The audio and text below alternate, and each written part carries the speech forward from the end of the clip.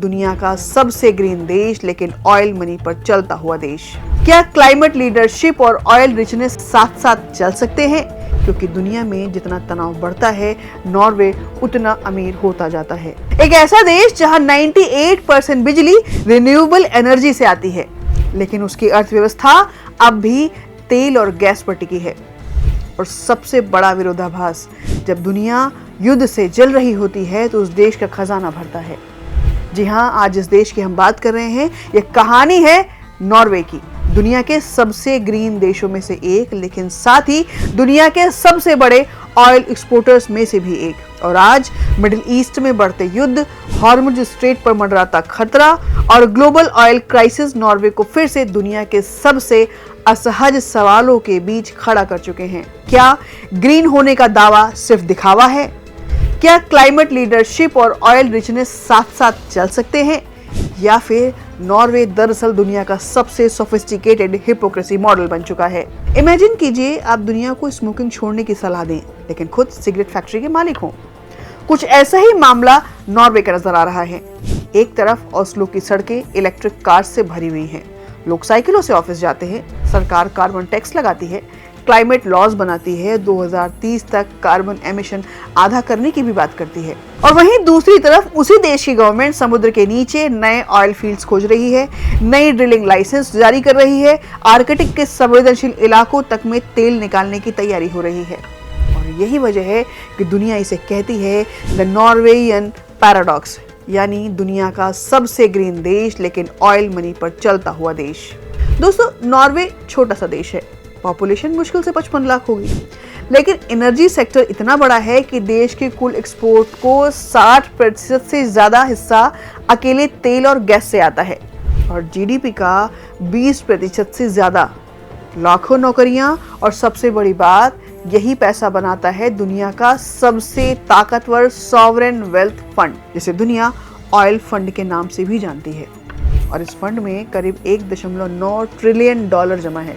समझिए, हर नॉर्वेयन नागरिक के हिस्से में लगभग $3.5 लाख की बचत बैठती है। यानी नॉर्वे ने सिर्फ तेल बेचा नहीं, उससे आने वाली हर कमाई को भविष्य की सुरक्षा में बदल दिया है।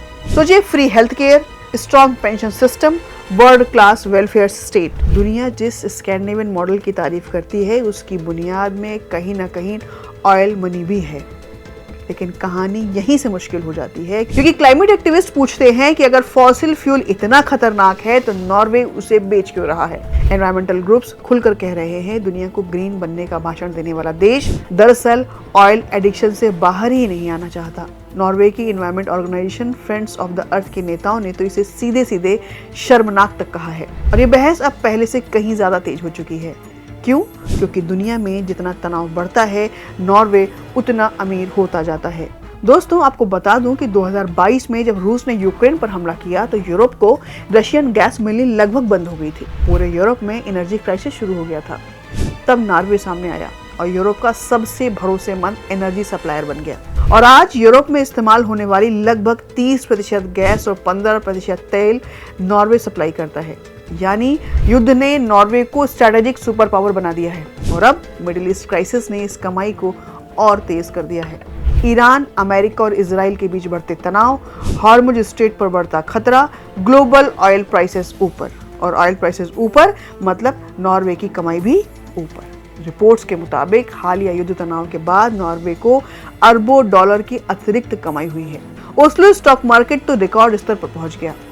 यानी जब दुनिया डर रही थी तो नॉर्वे की इकोनॉमी मुस्कुरा रही थी।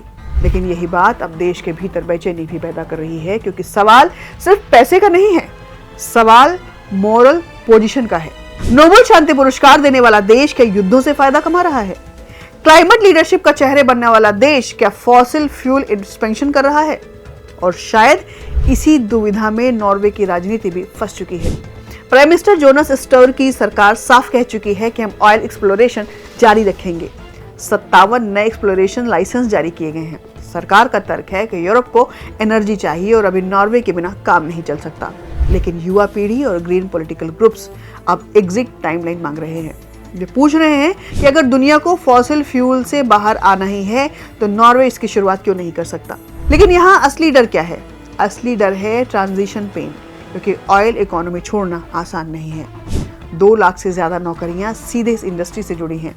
पूरे देश की आर्थिक स्थिरता, गवर्नमेंट वेलफेयर, पेंशन सिस्टम और सब कहीं ना कहीं ऑयल रेवेन्यू से ही जुड़े हुए हैं। यानी नॉर्वे क्लाइमेट हीरो भी बनना चाहता है और ऑयल सुपर पावर भी बना रहना चाहता है।